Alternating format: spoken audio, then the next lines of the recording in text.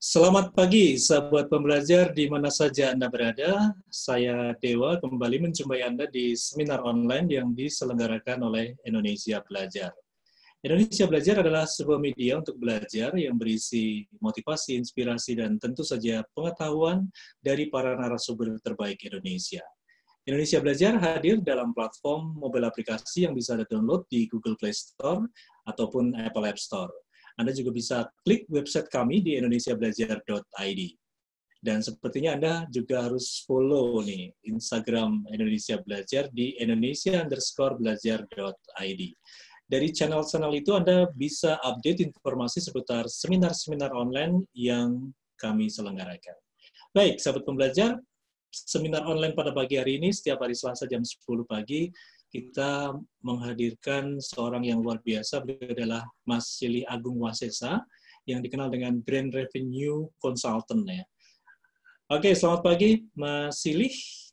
Pagi Mas Dewa. Ya, bagaimana kabarnya Mas? Alhamdulillah. Pagi mah. Saya Selalu seger dan agak ngantuk. Jatah lari kencang soalnya tadi. Jadi oke. lumayan. Tapi kalau di kopi satu gelas lumayan tuh, ngantuknya agak hilang. Oh iya, kopi Mas, kopi. Ya, kopi ya, oke. Mas Silih, pagi ini kita meneruskan atau melanjutkan yang minggu lalu tentang 9 hukum keunikan diri sendiri yang menghasilkan keuntungan ya. Yang minggu lalu kita betul, banyak bahas mengenai kesan pertama sampai pada gestur ya. Kita banyak hal-hal yang sebenarnya kita udah lakukan tapi itu sebenarnya ada kekuatannya ya. Oke. Ya, Mas Silih, sebelum kita lanjut saya ingatkan untuk sahabat pembelajar yang pagi hari ini join, kalau Anda ingin sharing atau bertanya silakan langsung tulis di Zoom group chat atau bisa langsung buka mic ya. Oke, Mas Silih. Kita lanjut lagi nih pembahasan kita mengenai keunikan diri sendiri yang menghasilkan keuntungan nih. Ya. Mungkin ya. Jadi kemarin kita sampai ke yang keberapa ya Mas? Gestur ya? Gestur udah belum ya? Gestur ya? Ya, gestur. Kan ini sih sebetulnya gestur itu kita lebih banyak belajar seberapa jauh sih orang bisa membuka atau orang sudah membuka diri untuk menerima informasi kita, Mas. Itu yang paling penting tuh, karena kan terutama buat orang-orang yang kita masih baru gitu, kita akan presentasi, kita akan lobby, kita akan diskusi gitu kan. Yang paling penting sebetulnya bagaimana kita membangun gestur dan memahami gestur orang lain. Itu penting banget tuh, karena seringkali kan seringkali jarang tuh kita pakai model kayak gitu ya. Pokoknya hajar aja gitu. Begitu ketemu nerocos, omongin apa yang kita hafalin gitu ya. Apa yang kita mau omongin kita habisin semua gitu. Nggak peduli orangnya kayak apa. Padahal sebetulnya orang itu belum pada posisi open ke kita gitu loh. Belum membuka diri ke kita gitu. Makanya kalau dia belum membuka diri ya apapun yang akan kita lakukan itu udah pasti akan di-reject gitu. Walaupun dia melakukannya secara gestur, secara bahasa tubuh. Nah, ini yang harus kita pahamin dulu. Jadi kita harus pahami dulu kemampuan keunikan gestur kita ketika harus membuka obrolan dengan orang lain atau membuka komunikasi dengan orang lain. Ini penting nih Mas, karena kan kita seringkali nggak memperhatikan gestur tuh gitu ya. Kita nggak memperhatikan gestur, kita sering cuek. Ini ya Mas, gesturnya bukan berarti bahasa tubuhnya bagus, duduknya tegak, nggak kayak gitu. Tapi gesturnya itu yang sehari-hari aja kayak kita gitu. Tapi intinya kita udah nyari frekuensi dulu nih, gesturnya nyari frekuensi. Biasanya begitu begitu ketemu orang gitu, kita nggak bisa ujuk-ujuk langsung ngomong, Mas. Kita harus mencari kira-kira nyamain frekuensi dulu. Kira-kira apa ya frekuensinya yang sama gitu. Mulai dari hal yang remeh-temeh gitu. Hal yang remeh-temeh itu bajunya sama apa enggak warnanya. Terus kemudian potongan rambutnya kayak apa. Terus ada enggak obrolan-obrolan yang sama. Anaknya umur berapa, sekolahnya di mana gitu. Itu namanya nyamain frekuensi. Nyamain frekuensi. Jadi kalau orang baru ketemu, pada kenal ataupun nggak kenal gitu ya. Baik kenal dekat, baik sahabat, itu selalu tune in frekuensi dulu. Tune in frekuensi. Begitu frekuensinya udah masuk, langsung. Ya memang bedanya, kalau kita udah kenal dekat, tune in frekuensinya bisa cepat gitu, bisa ketemu, udah bisa langsung. Selama tidak ada sesuatu ya, tapi kalau misalnya kita udah dekat sama teman gitu, begitu kita ketemu, pasti kadang-kadang rasa janggal. Kok frekuensinya kayaknya nggak masuk ya? Terus kita bilang, lu ada apa sih? Atau kita yang ngerasa, gue kayaknya lagi agak nggak mood ya hari ini ya.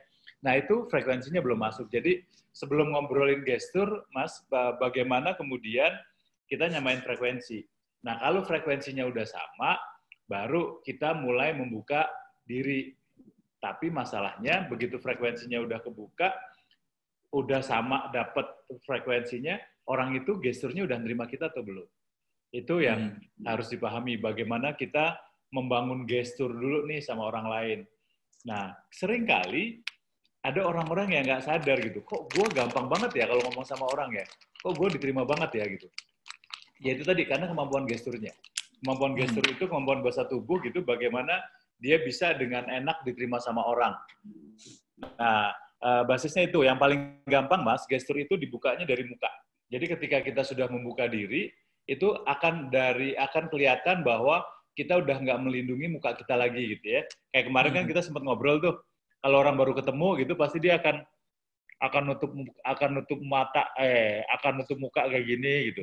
Terus dilepas lagi, terus kemudian ada kayak gini lagi. Nah itu dia berarti masih belum nyaman Mas, masih nerima ke kita gitu. Itu dari sisi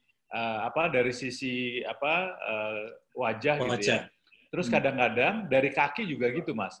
Kakinya dia masih nyilang gitu, nyilangnya tuh masih nolak ke kita lah. Kalau misalnya orangnya di sebelah kanan gitu, nah kakinya itu masih gini nih.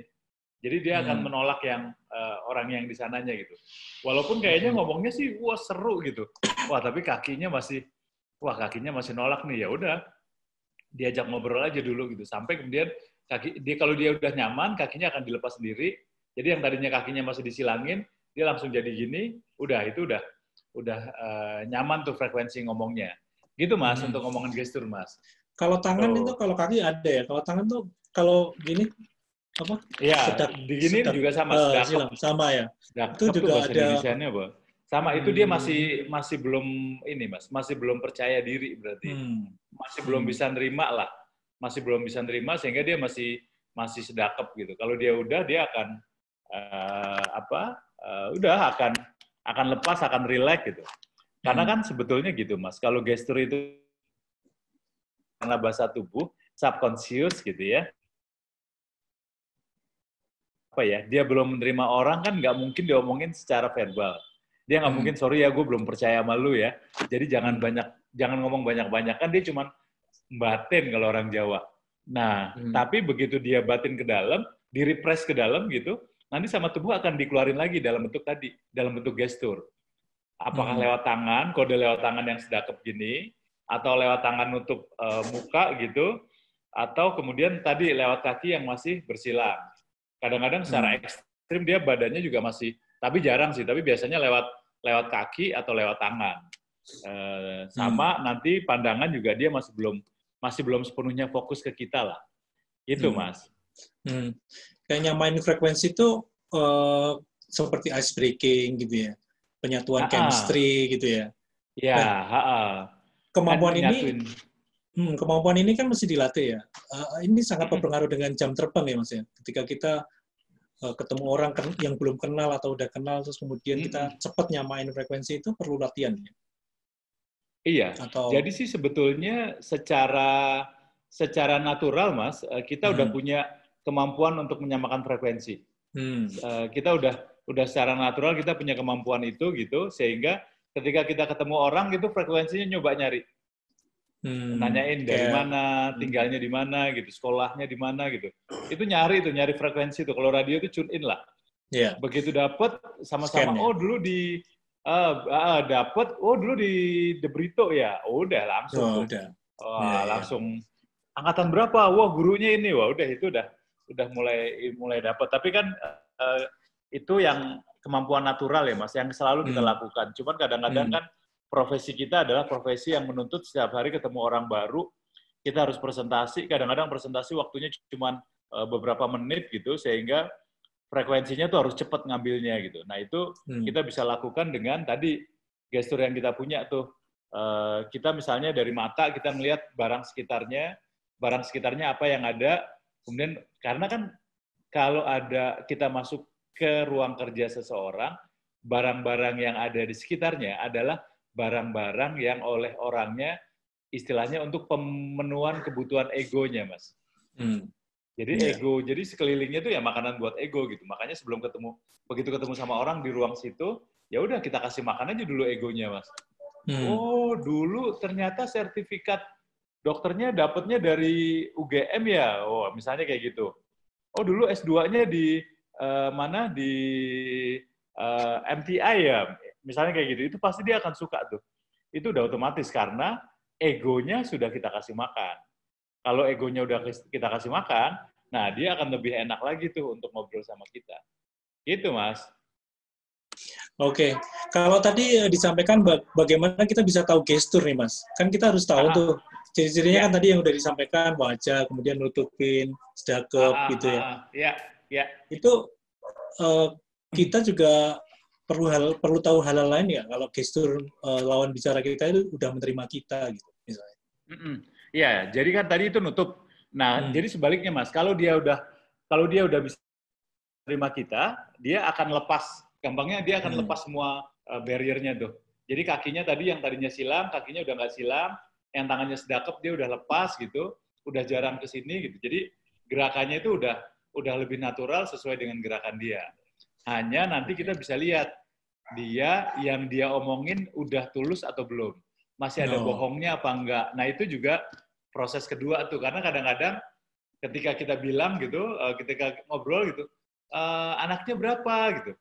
Oh iya, anak saya. Kemudian dia mencoba untuk melakukan gerakan-gerakan gitu. Nah, itu, berarti dia belum sepenuhnya tulus tuh. Ada sesuatu yang masih disembunyikan. Dia belum sepenuhnya bisa nerima kita tuh gitu. Itu yang sepenuhnya klik sama kita, dia ajak relax aja, ice breaking lagi, gitu. Ice breaking lagi. Tapi waktunya sih memang ice breaking tuh nggak lama kok, paling dalam hitungan menit lah, gitu. Oke. Itu gestur ya? Itu gestur, Mas. Jadi itu gestur. Jadi nanti ada menerima orang lain, kemudian menolak orang lain, menandakan kedekatan gitu. Untuk beberapa orang, Mas, yang punya kebiasaan psikomotorik gitu. Kebiasaan dia akan menggunakan sentuhan biasanya. Biasanya cewek nih, begitu ketemu, hai apa kabar gitu. Itu sampai disentuh, sampai di touch gitu. Itu juga hati-hati sih. Artinya karena nggak semua orang bisa untuk disentuh tuh. Kalau dia belum lepas semuanya ya jangan lakukan sentuhan-sentuhan personal. Berarti dia masih ada personal space personal barrier yang masih dijaga. Cuman kalau udah dekat ya itu ya monggo dilakukan, tapi itu memang lebih efektif. Cuman cara masuknya memang lebih dalam lagi. Itu soal sentuhan-sentuhan itu, Mas. Sentuhan ini juga harus proporsional ya, jangan lebay. Iya, Mas. Atau meluk gitu kan. Kan ada yang lebay tuh, tato begitu ketemu, kita udah lama ya nggak ketemu gitu, langsung dipeluk gitu, wah udah. Itu bisa bikin ilfil itu. Orang malah jadi kalau kayak kerang dia akan nutup selamanya tuh. Nutupnya lebih rapat lagi gitu. Iya, itu hal yang perlu dijaga ya. Karena saya dulu juga punya teman, saking dia orangnya intim sekali, ketemu dengan kepala cabang bank BUMN gitu ya, langsung dicowel gitu. Wah, luar biasa ini. Jadi ini hal-hal yang memang harus proporsional ya, Mas ya. Untuk sentuhan ini mesti hati-hati ya. Kecuali cewek sama cewek gitu ya. Iya, Mas ya. Halo, Mas Sile. Mas Sile mungkin mic. Halo. Bisa. Ya. Ya. Hilang sejenak ya. Iya, tadi agak ke... Mic-nya udah? Udah. Ya, oke. Udah. Jadi untuk sentuhan tadi, Mas. Untuk sentuhan memang mesti hati-hati ya. Proporsional ya. Oke. Ya. Selain gestur, apa lagi, Mas? Ini. Itu gestur, Mas. Itu kan yang ketiga ya, gestur ya. Gestur. Jadi kita bisa ngedeketin orang gitu. Nanti mudah-mudahan sekali waktu, Mas, kita belajar bagaimana kita membuka personal barrier, Mas. bagaimana membuka personal barrier seseorang gitu. Ngelihat dari tampangnya, ngelihat dari wajahnya, dari baju yang dipakainya gitu ya. Itu bagaimana kita membuka personal barrier dengan gestur yang kita punya. Artinya apa? Kalau kita mau membuka personal barrier, kita sudah harus terbuka duluan sama orang itu. Kalau kita masih belum trust, masih belum percaya gitu, ya masih ada ganjel di sini. Ini yang sering dilakukan, Mas, oleh teman-teman yang profesinya harus ketemu orang baru setiap hari. Apakah dia salesman, apakah dia sales area gitu ya, kemudian customer service, account eksekutif gitu. Itu kan area atau profesi yang setiap hari dia ketemu orang baru tuh. Nah, dia harus pastikan dulu bahwa dia sudah bisa nerima orang hari ini. Kalau dia belum bisa nerima orang, agak susah. Yang lebih repot, Mas, seperti yang kita pernah obrolin beberapa kali, itu justru akan mempercepat terjadinya penyakit degeneratif nih. Buat teman-teman yang profesinya frontline gitu ya, itu degeneratif lebih cepat muncul. Karena tadi dia berpura-pura udah bisa nerima orang, udah welcome sama orang gitu, padahal sebetulnya dianya masih belum siap secara psikologis gitu. Sehingga wajahnya kelihatan tersenyum, tapi dalamnya masih, ya itu Mas, wajahnya senyum, hatinya tuh masih belum siap lah, masih teriris-iris gitulah. Apalagi kalau ada masalah gitu ya. Nah itu yang harus hati-hati nih. Bagaimana kita manfaatin gestur sebelum kita diterima sama orang, pastikan bahwa kita sudah terima dulu orang lain itu. Makanya buat teman-teman yang frontline, kemudian saya sering tuh penyakit degeneratifnya banyak gitu, masih muda, udah sakit jantung, udah sakit paru-paru, udah sakit segala macam gitu, pasti kemungkinannya adalah dia belum bisa untuk ngebuka itu tadi, barrier, personal barrier ketika ngobrol sama orang lain. Belum sempat dia buka, dia udah langsung ngobrol gitu aja gitu. Itu agak bahaya untuk kemampuan penyakit degeneratifnya dia, Mas. Itu sih. Itu. Nah, jadi itu sih yang mudah-mudahan nanti kita bisa sempat ngobrol juga ya, Mas ya, untuk ngomongin itu ya, yang bahasa tubuh itu. Kalau udah, Mas, yang ketiga kan bahasa tubuh tuh. Yang keempat adalah cara kita berkomunikasi, Mas. Istilahnya gaya berpikir. Ini penting, Mas. Kan kita udah sempat ngobrol. Kasihan tuh buat teman-teman yang wajahnya cantik atau ganteng gitu, Mas. Ini di sini ini tantangannya, Mas, pada saat gaya berpikir nih. Karena persepsi publik tentang orang yang cantik, tentang orang yang ganteng, itu kalau ngomong pasti pinter. Pasti pinter gitu. Tapi begitu dia ngomong, ternyata udah nggak pinter, isinya nggak ada, omongnya nggak nyenengin gitu. Wah, itu langsung turun tuh. Ini makanya tantangan. Ada beberapa orang yang sedang membangun personal branding gitu, justru masalah terbesarnya karena penampilan fisik dia, Mas. Yang sama Allah udah dianugerahi kecantikan dan kegantengan gitu ya, tapi justru menjadi liability nih. Dia tidak terbiasa untuk fighting gitu, untuk fight dengan orang karena biasanya dijamu, biasanya dimanjain gitu, sehingga dia harus berusaha. Nah, ini yang harus dilatih nih, Mas, bagaimana kemudian kita punya kemampuan berpikir yang bisa diterima sama orang. Nah, kita akan ngomongin ke sana, Mas. Kira-kira masih cukup ya? Masih lama lah ya? Masih lama, iya. Masih lama. Ada beberapa model, Mas, untuk bisa diterima dengan orang gitu ya. Tadi kan kita udah ngomong gestur nih, bahasa tubuhnya nih. Terus habis itu kan kita akan ngomong pada kemampuan kita untuk berpikir nih, kita nunjukin. Nah, itu ada level yang paling bawah, Mas. Ada yang level paling bawah, itu yang kita sebut sebagai tukang gosiper. Gosiper itu yang paling gampang, Mas. Berkomunikasi yang paling gampang itu menjadi tukang gosip. Iya. Tahu nggak kemarin ada brand ambasadornya kosmetik ini gitu ya, barusan nikah, terus kemudian masak Indomie aja nggak bisa, misalnya kayak gitu. Wow, terus dia ikutan tuh. Nah, itu posisi pemikir paling rendah, Mas. Jadi ikutan gosip, ikutan ngomongin, iya dia kan dulunya, wah udah. Oh, saya juga punya tuh temen, dia dulu pernah berteman sama dia pas SMP. Nah, itu namanya gosip, itu derajat paling rendah. Derajat paling rendah dan dosanya paling tinggi. Namanya gosiper ya. Gosiper itu tukang gosip itu dia derajatnya paling paling rendah, dosanya paling tinggi, dosanya tapi paling paling tinggi. gampang masuk, Mas. Dosanya paling gampang masuk. Jadi kalau mau masuk kemana-mana itu ya pakai ilmu gosip lah. Terutama saya nggak tahu, terutama buat para ibu-ibu gitu ya. Kalau bapak-bapak kan gosipnya tuh satu, cuma cewek cantik doang gitu. Iya. Kalau ibu-ibu tuh banyak yang digosipin tuh. Mulai dari siapapun juga jadi kena gosip lah. Ya mungkin ini memang udah ini ya, udah takdir ya ibu-ibu tuh harus kan ibu-ibu tuh kan kebutuhan ngomongnya banyak ya. Sehari tuh harus 75.000 kata tuh harus dihabisin gitu. Jadi ya banyak yang bisa diomongin. Kalau bapak-bapak kan cuma 25.000 tuh. Jadi ya ngomongnya ngirit lah pastilah. Ngomongnya ngirit. Nah itu yang pertama itu kalau kita mau menjadi komunikator yang baik, level paling bawah ya tukang gosip. Kalau itu sih nggak usah belajar, Mas. Kita ya paling gampang lah jadi gosiper. Paling gampang ya. Paling gampang banget ya. Cuman nggak perlu kemampuan berpikir ya. Nggak perlu kemampuan berpikir gitu loh. Itu gosiper gitu. Yang kedua, Mas, setelah dari gosiper itu adalah Mas, ghost story, Mas. Tukang ghost cerita story. Soal hantu.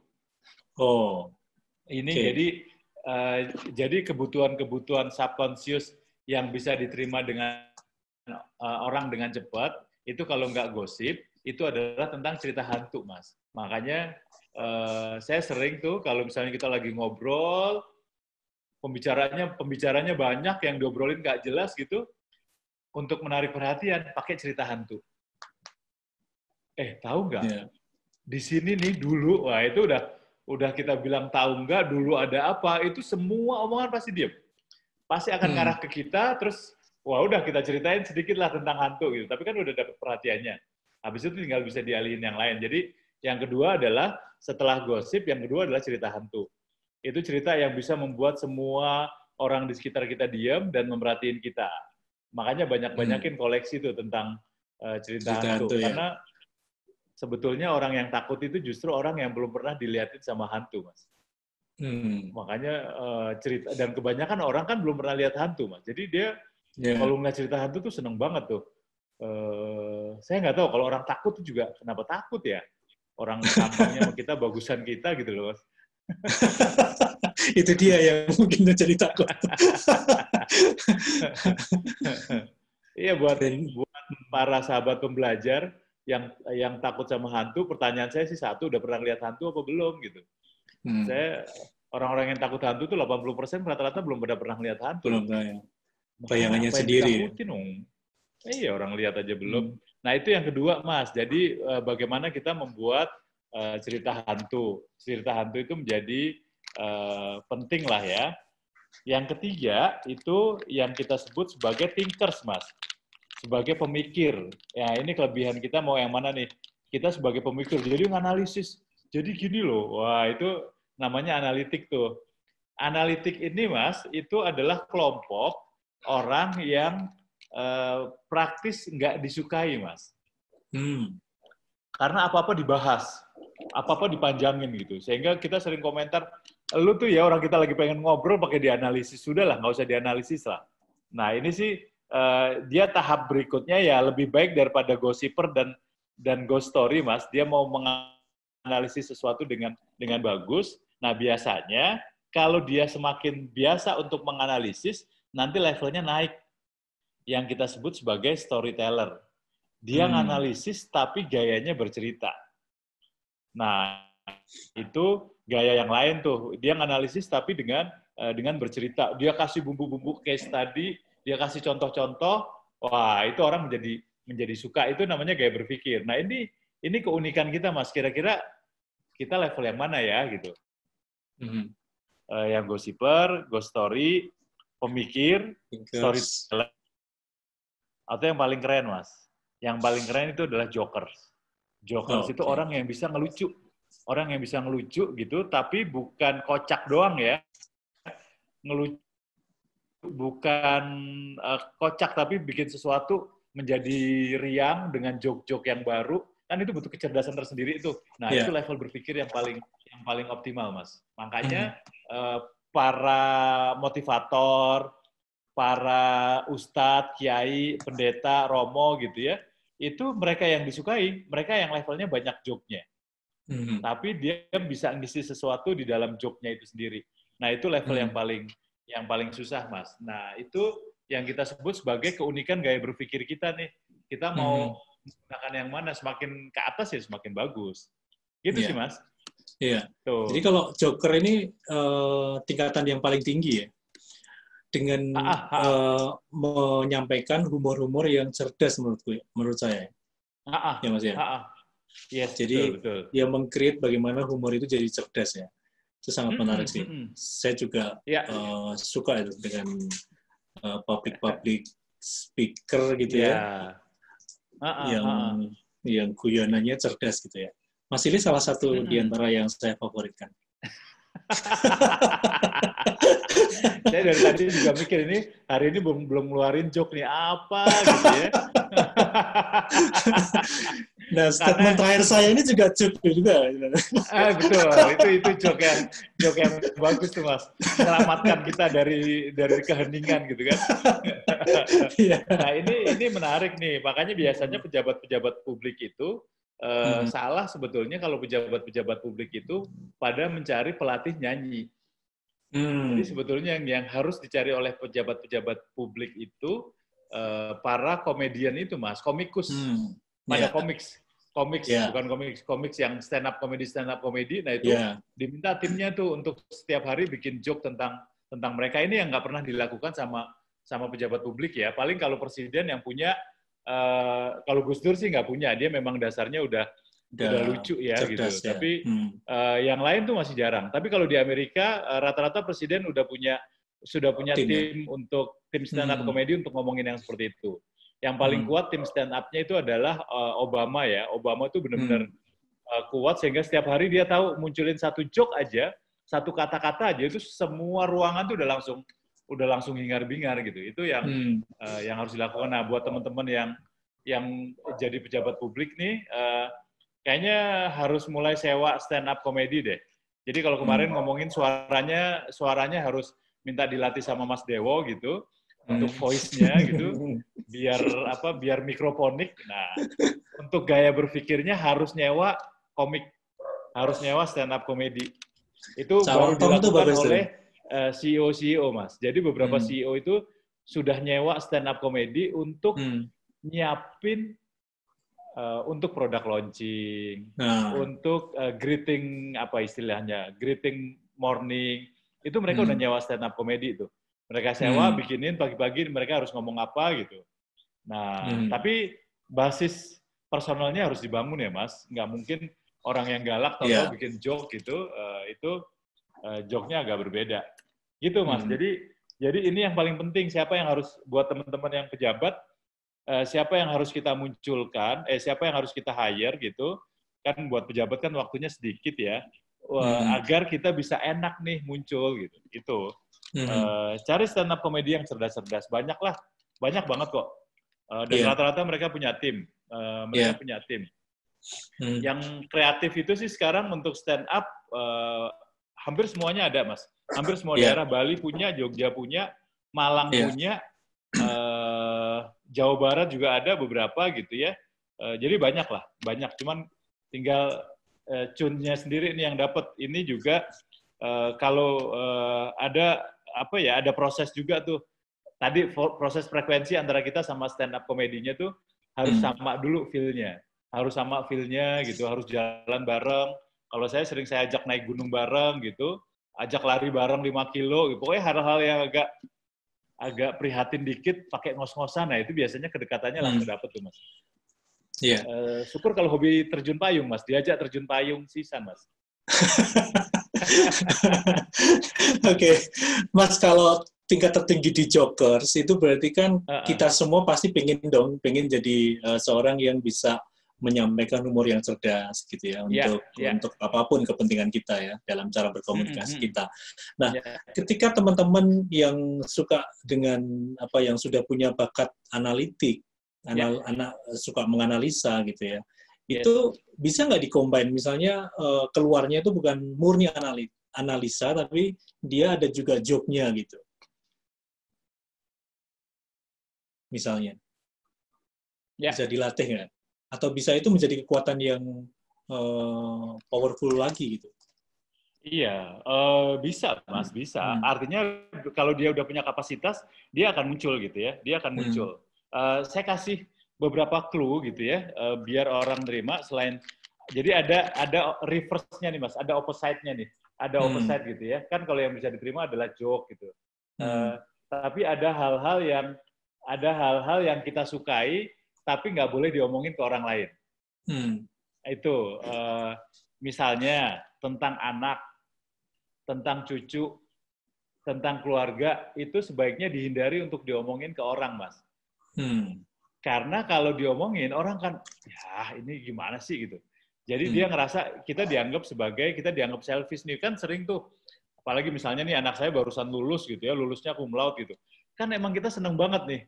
Kita pengen cerita nih ke semua orang, kalau perlu semua dunia tahu gitu ya.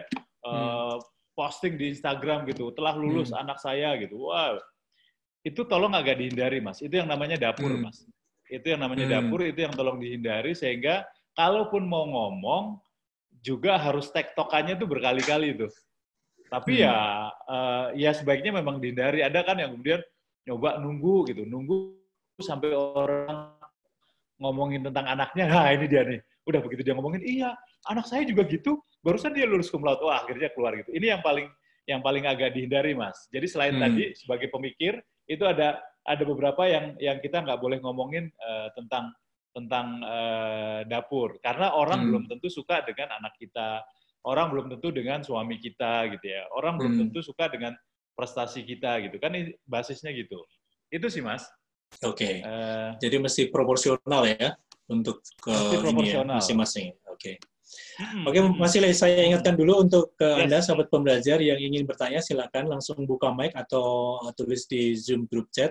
Ini di depan layar saya ada Bu Ana, Bu Nurul, Pak Bagus, kemudian Bu Erni, Pak Bani, Bu Fani, kemudian ada Mbak Widya juga. Oh, ini banyak nih.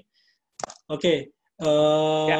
Silakan ya kalau Anda mau sharing atau mau tanya ya, mumpung Mas Ile masih ada di sini, bisa langsung konsultasi. Kalau ada kesulitan dalam berkomunikasi atau bagaimana cara gestur yang baik atau punya pengalaman yang sejalan dengan apa yang kita bahas ya. Oke, sambil nunggu, jadi kita bisa teruskan ya Mas ya. Ada lagi Mas selain cara berkomunikasi? Ya, itu sih Mas. Itu jadi itu aspek-aspek yang kita bisa lakukan gitu ya. Jadi ada yang boleh dan ada yang tidak. Kalau ininya kan udah tuh, don'ts-nya tadi udah. Kalau yang do-nya tadi, kita harus ngomongin sesuatu yang baik tentang orang. Kayak kalau misalnya nggak bisa, ya udah kita gosip sekalian. Itu juga bisa. Itu yang paling terendah lah. Tapi kalau bisa sih kita bikin joke-joke tertentu yang bagus. Kalau kita nggak punya joke, ya sewa orang lah. Kalau kita nggak kuat sewa orang, banyak bukunya kok Mas. Ada dulu tuh banyak buku 1001 mati ketawa, cara Rusia, cara Jogja gitu. Ini memang yang harusnya kita budayakan lagi gitu ya. Sekarang tuh kita udah sensitif banget, ngomongin agama salah, ngomongin suku salah gitu. Bahkan kemarin ada yang ngomongin bawain bekal buat suami aja salah gitu. Jadi ngomongin bekal buat suami dituduh menjadi takut sama suami gitu. Jadi ini sih yang kita munculin. Nah, kalau udah Mas, kita baru masuk ke obrolan utama kita tuh tentang kompetensi kita seperti apa sih sebetulnya gitu. Jadi kompetensi kita mau menjadi apa dengan keunikan kita, itu yang paling dilakukan Mas. Nah ini yang harus dipahamin ya, bagaimana kita membuat profesi kita menjadi berbeda dengan yang lain. Ini yang lihat misalnya ibu rumah tangga gitu. Kita mau ibu rumah tangga yang seperti apa, itu harus diobrolin tuh. Itu harus diobrolin. Saya punya sahabat dekat gitu, dia novelis gitu. Kemudian suaminya itu adalah CEO di bukan CEO lah, salah satu top manajemen di perusahaan otomotif global gitu. Itu posisinya dia sebagai ibu rumah tangga, itu sama dia dipastiin dulu tuh Mas sama suami. Yuk kita modelnya seperti apa nih? Gue akan seperti apa gitu. Tapi karena suaminya profesional, ya udah lu harus jadi lu harus jadi ibu rumah tangga yang profesional. Nah, diturunin tuh ibu rumah tangga yang profesional kayak apa sih gitu. Akhirnya suaminya sampai pada keputusan ya kalau rumah yang profesional itu pagi bisa anak disiapin, terus kemudian makanannya juga oke, cara mendidik anak dan lain sebagainya gitu, ngurus rumah dan lain sebagainya. Nah, sampai kemudian dia bilang, berarti gue harus latihan dong, gue harus ikut training. Iya, nah terus duitnya dari mana? Dari saya, kata suaminya. Ya nggak bisa gitu dong. Kan kalau profesional harus menghasilkan dari dirinya sendiri, dia bilang gitu. Dia dari novel sih udah ada, pasti ya, novelnya termasuk novel-novel bestseller. Akhirnya kata suaminya, ya udah, kamu saya gaji sebagai ibu rumah tangga. Nah itu tuh Mas, jadi itu sebagai ibu rumah tangga tuh diturunin banget dia fungsinya apa. Begitu dapat uang dari suaminya yang dianggap sebagai gaji, itu ada yang dia sisihkan buat orang tuanya, karena itu menjadi uang dia pribadi, ada yang sama dia buat ikut pelatihan-pelatihan untuk meningkatkan kapasitas dia sebagai ibu rumah tangga. Nah itu tuh, termasuk dia jago kalau ngejawab, begitu ada temennya yang bilang, lu ya sekolah tinggi-tinggi cuma jadi ibu rumah tangga, itu termasuk dia bikin joke-joke kayak gitu tuh. Dia siapin gitu, karena di budaya kita tuh kan jadi ibu rumah tangga kan bukan profesi, Mas. Di budaya kita tuh kan jadi ibu rumah tangga tuh apa ya, seolah-olah pilihan terakhir gitu. Makanya itu kalau ada yang tanya ke dia, gimana? Wah, lu sekolah jauh-jauh kok cuma jadi ibu rumah tangga? Ya, dia punya jawaban mulai dari yang paling sarkas sampai yang paling joke. Iya, bisa disiapin ya. Luar biasa. Udah siapin tuh. Salah satu jawaban yang saya suka tuh gini, Mas. Iyalah, saya pengen, karena dia S2 ya, saya pengen anak saya dididik oleh magister manajemen. Saya nggak mau anak saya dididik oleh lulusan sekolah yang nggak jelas, kata dia. Itu singkat tapi menawan ya. Wah, itu dia kalau jawab itu biasanya yang di-skag gitu langsung selesai tuh. Di sini kalau ada ibu-ibu rumah tangga, terutama ibu-ibu muda, boleh minta gaji sama suaminya karena harus profesional gitu ya. Harus profesional, jadi dia ya profesional tadi harus meningkatkan dirinya gitu. Itu seru, Mas. Itu seru. Seru. Kalau diskusi sama dia tuh seru. Sampai artinya tuh dia belajar mulai dari sumur, Mas, dapur, sampai kasur. Sumur itu bagaimana dia membersihkan diri gitu ya. Dapur itu bagaimana dia pintar memasak untuk anak-anaknya gitu. Ya kasur ya kita tahu sendirilah gitu ya. Itu sampai dia belajar banget gitu. Sehingga diskusinya juga hangat kemudian. Hubungan dengan keluarganya juga jadi lebih enak lah. Gitu Mas, salah satunya. Oke, Mas Ili, ini ada 2 penanya nih yang udah masuk. Saya akan baca satu ya.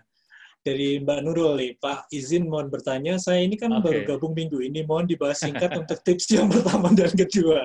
Oke. Nanti tunggu YouTube-nya juga di Indonesia Belajar ya.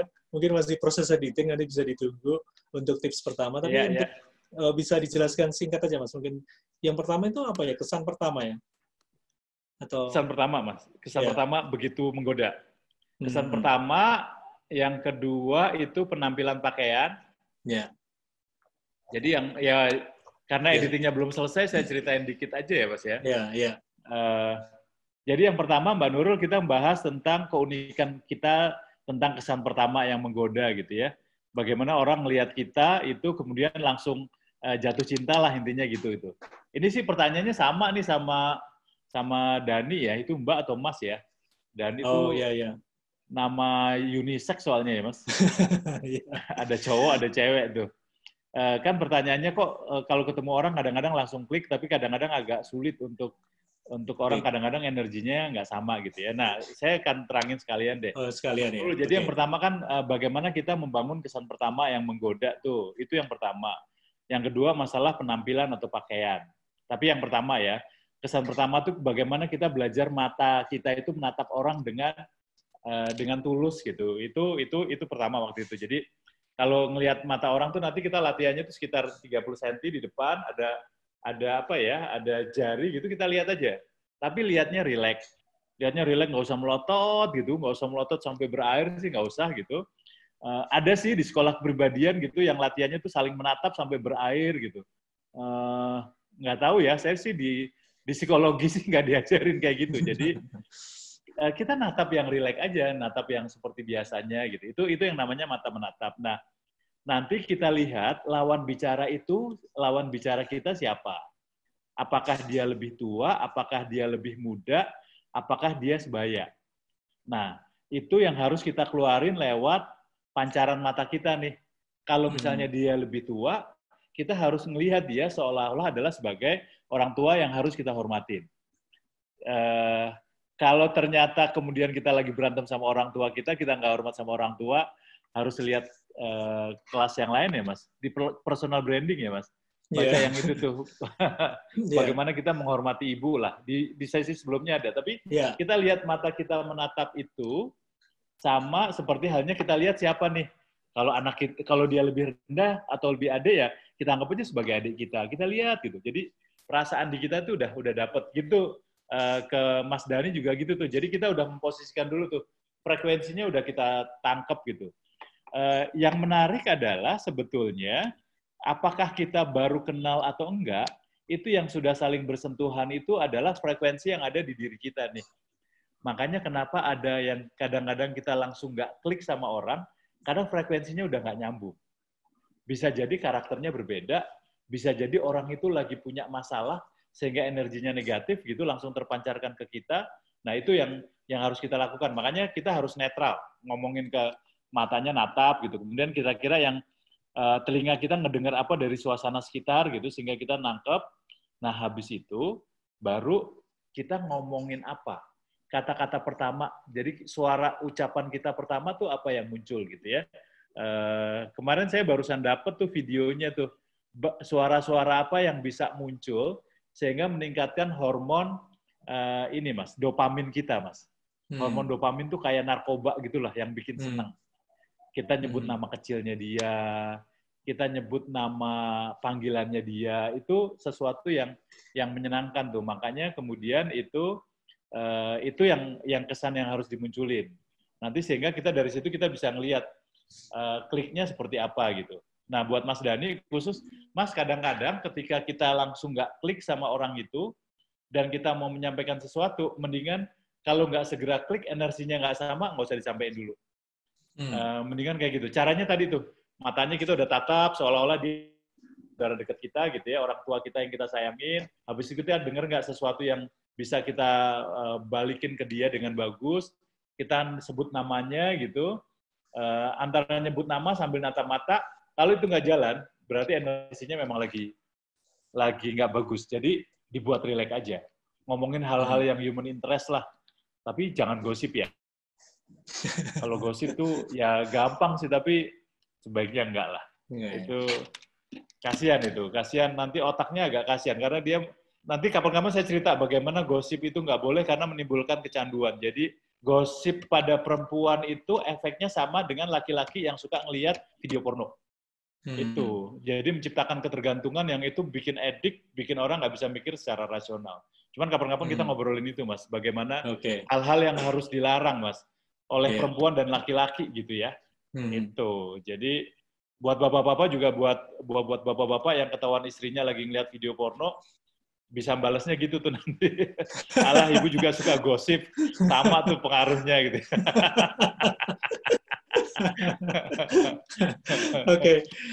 Gitu, Terima kasih Mas Sili. Ini Mbak Nurul sama Mas Denny semoga terjawab ya.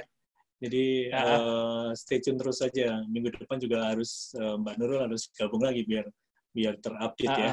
Komplit ilmunya 9 hukum keunikan diri sendiri untuk meraih keuntungan. Oke Mas Sili, ini waktunya kita udah habis nih. Oke Mas, pas. Iya. Oh, ini Mas Denny, terima kasih. Ya, oke, ada Mas Denny, sama-sama. Closing statement untuk dua hukum kita ini yang hari ini kita bahas. gestur dan cara berkomunikasi. Oke, Mas, thank you. Ini sih kedua ya, kita sudah sampai bahas keempat, padahal ada 9 sih. Hari ini sih sebetulnya yang kita munculkan sih sebetulnya 2, Mas. Apa yang boleh dilakukan dan yang tidak boleh dilakukan gitu. Terutama pada saat ketika kita menunjukkan diri kita siapa gitu ya. Buat para ibu-ibu, buat para perempuan gitu ya, yang sebaiknya tidak dilakukan pada saat komunikasi adalah menceritakan tentang diri sendiri, menceritakan tentang keluarga gitu ya. Itu akan membuat frekuensinya menjadi beda nih, menjadi berkurang gitu ya. Kasihan orang yang diajak ngobrol karena dia mau nolak juga nggak mungkin gitu ya, mau nerima juga udah pasti nggak nerima. Jadi itu, tapi kita ceritain aja orang lain yang bisa menjadi konsumsi bersama. Karena kunci dari gaya berpikir, yang keempat itu Mas, kuncinya adalah bagaimana kita memberikan panggung ke orang lain. Gitu. Jadi ketika kita ngobrol, kita akan menjadi teman ngobrol yang enak ketika kita bisa memberikan panggung obrolan ke dia. Kita tanyain, kita kasih panggung gimana dia bercerita tentang anaknya, gimana dia cerita tentang dirinya sendiri, tentang prestasinya, itu akan lebih bagus daripada sebaliknya, kita yang cerita padahal nggak diminta cerita. Itu. Jangan sampai teman kita pas ketika kita cerita anak kita gitu, terus teman kita bilang, emang siapa yang nyuruh cerita gitu kan nggak seru, Mas. Iya. Oke. Terima kasih Mas Silih Agung Wasesa yang sudah sharing luar biasa.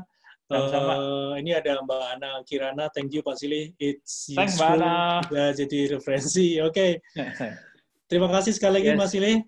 Sampai ketemu minggu depan dengan materi yang sama ya, dengan part 3 karena kita masih sampai ke 4 ya.